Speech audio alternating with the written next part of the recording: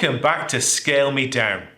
In this episode we're going to make a brand new pair of floats for my VQ Models de Havilland Twin Otter. Remember to like and subscribe to support the channel. We made these floats back in episode 3 using balsa and light ply, but this time I want to try something a little bit different. My first idea was to use expanding builder's foam. I drew out the float design in 3D CAD using these notes from Chuck Cunningham to produce a 3D printable mould. I had to make the mould in sections due to the size of our printer. Once printing out all the components for the mould, there's a fair bit of work to get a usable surface. So first I glued all these sections together in one big long chunk like this.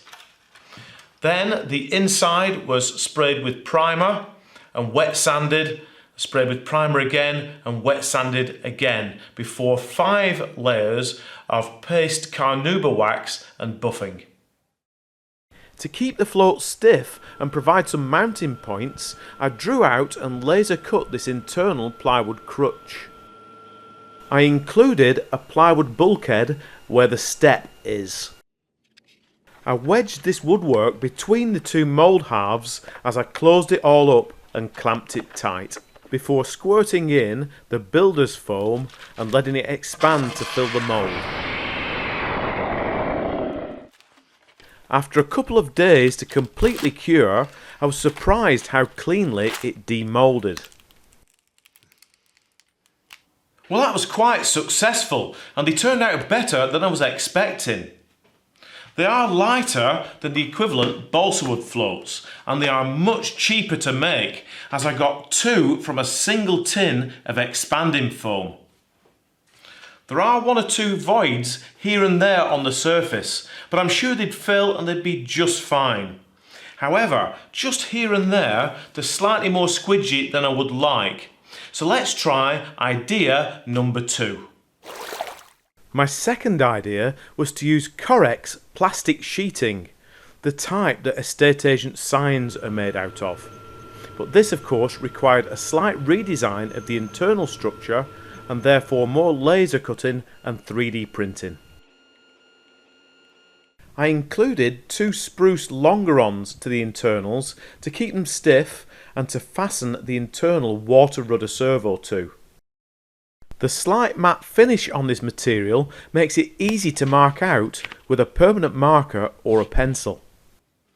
And it cuts easily using a knife or a pair of scissors. I had to pay particular attention to the direction of the flutes, treating them in a similar way to wood grain. However, unlike wood, the Correx can be scored and folded. For assembly, I used Yoo-hoo Pour used as a contact cement. This means I applied it to both mating surfaces and let it dry, and then later pressed the parts together for a strong bond. I 3D printed this V-shaped reinforcement piece for the forward lower hull.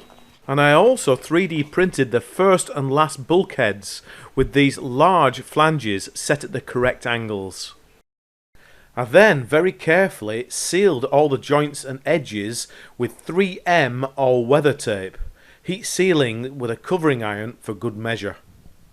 Here we are, all finished, and I think this looks the most promising of the 2 ideas.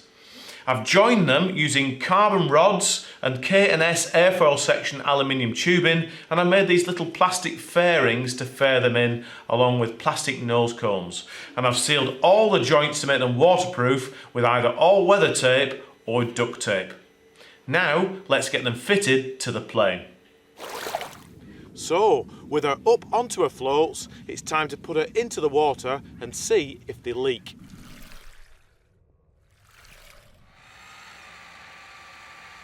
So far, so good. So, holding full up elevator, let's open her up.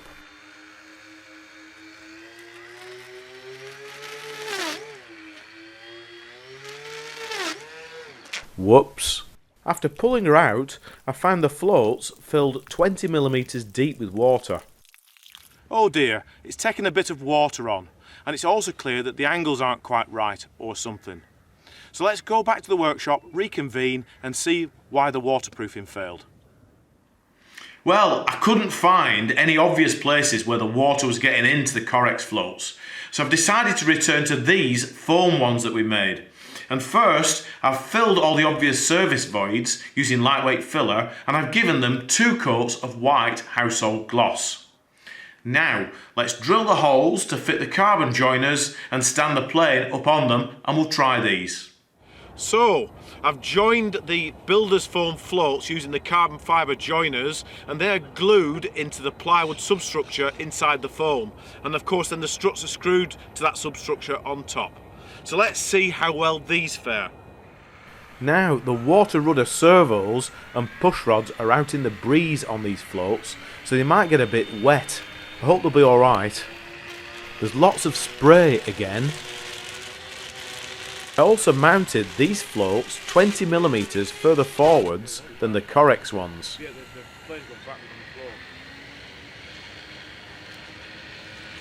Let's try again, holding full back stick. Oh whoops, we have a submarine again. I clearly needed to make some changes, so I've moved the plane back a further 20mm on the floats, and I've added these plasticard strakes. Let's try again then, and again holding full back stick, smoothly feeding in the power, and what a transformation, straight up onto the step and very little spray. That was very encouraging, so let's set the flaps and try a takeoff run.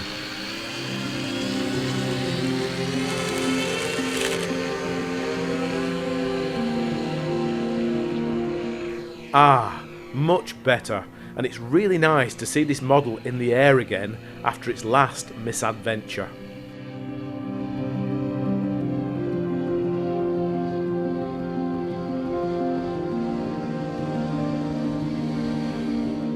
Right, let's set up for a landing then.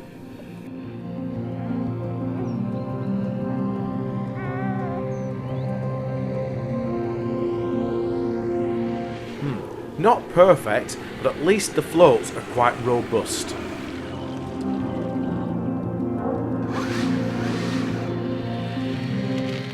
On this run, you can see the plane climb over its bow wave, getting up onto the step, onto the planing surface. Once airborne, it flies in a very similar manner to how it did with its balsa wood floats. Perhaps the finish isn't quite as good as the balsa floats, but they certainly work. And in fact, these floats were a useful trial for a possible future waterplane project. Maybe we'll use moulded builder's foam again for the parts that are in the water, and maybe Correx for the wings.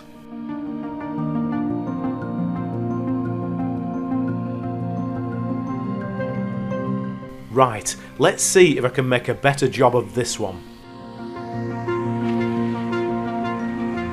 Nice.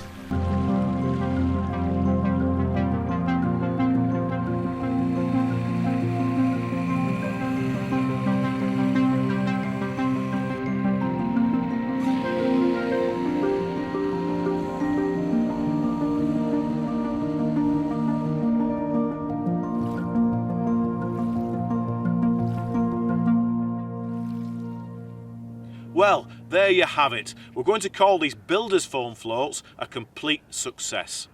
There was plenty of buoyancy, and I'm really glad we added the strakes, as they have an enormous effect on controlling the amount of spray.